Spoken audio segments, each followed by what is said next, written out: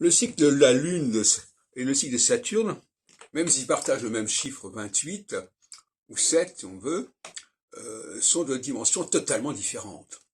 Et donc correspondent à des modes de fonctionnement, des modes de perception complètement différents.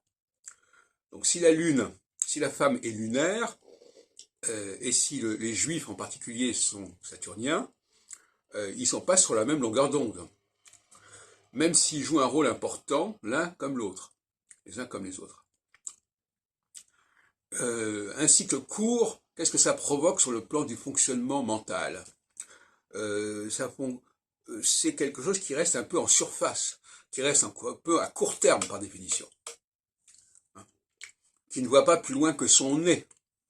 Donc c'est un système qui est très clôturé, qui est très limité par rapport au cycle de Saturne. Et ça correspond à peu près à ce que j'ai dit à ce sujet, puisque la femme, je dis, elle est axée sur son moi, sur sa petite famille, sur son petit monde, et l'homme, son microcosme, comme on dirait, et l'homme saturnien, il est axé sur quelque chose d'infiniment plus large, plus bas, mais dans les deux cas, il y a une cyclicité. Alors la cyclicité saturnienne, je l'ai étudiée, il y a la dialectique entre équinoxe et solstice.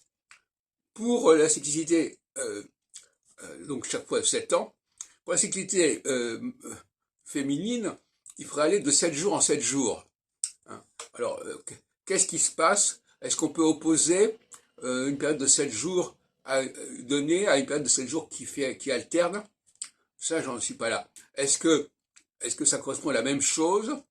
J'en suis pas là.